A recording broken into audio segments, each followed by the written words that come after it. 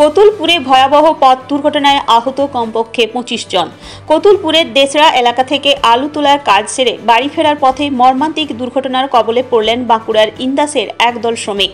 শনিবার রাতে কতুলপুর ইন্দাস রাস্তার ওপর লালকি গ্রাম সংলগ্ন এলাকায় একটি পিকআপ ভ্যান নিয়ন্ত্রণ হারিয়ে নয়নজুলিতে পড়ে যায়। দুর্ঘটনায় আহত হয়েছেন অন্তত 25 জন শ্রমিক। স্থানীয় সূত্রে জানা গিয়েছে, পিকআপ ভ্যানে প্রায় 35 জন যাত্রী ছিলেন। হঠাৎ নিয়ন্ত্রণ হারিয়ে পিকআপ ভ্যানটি রাস্তার পাশে নয়নজুলিতে নেমে পড়ে, পাশাপাশি বড় সিমেন্টের পাইপের সঙ্গে ধাক্কা মারে।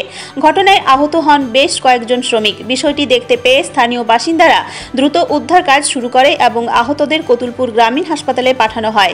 হাসপাতাল সূত্রে জানা গেছে, আহতদের মধ্যে 4 জনের অবস্থা আশঙ্কাজনক, তাই তাদের অন্যত্র স্থানান্তরিত করা হয়। এছাড়াও আরও 3 জনকে উন্নত চিকিৎসার জন্য পাঠানো হয়েছে।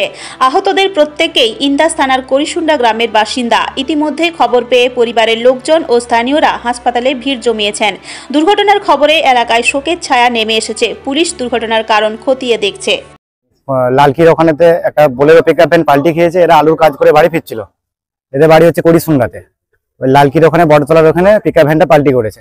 আপাতত 7 জনকে এখান থেকে রেফার করেছে। আর এখানে আহত হয়েছে, এখানে আহত হয়ে আছে এখনো 19-20 জনের মতন আছে এখনো। বাকি পেশেন্টের মোটামুটি অবস্থা ঠিক আছে। এখানেতেই রয়েছে, এখন চিকিৎসাধীন রয়েছে, ছাড়েনি কাউকে এখন। সুমন্ত হাজরা আলু তোলার কাজে আসছিল, টোটাতে গিয়েছিল। দিয়ে ওখান থেকে আসার পথে আসছিল আমরা ঘর, ওটা হচ্ছে ইন্দাস থানার ঘর, শান্ত করিসুন্ডা বাড়ি, বস করিসুন্ডা। টিয়ারিং না বিয়ারিং কেটে গেছে। দিয়ে ওই লালকির এখানটা সে মাটি দিয়ে রাস্তা করেছিল না, রাস্তার খাদেতে পাল্টি খেয়ে 28-29 জন ছিল।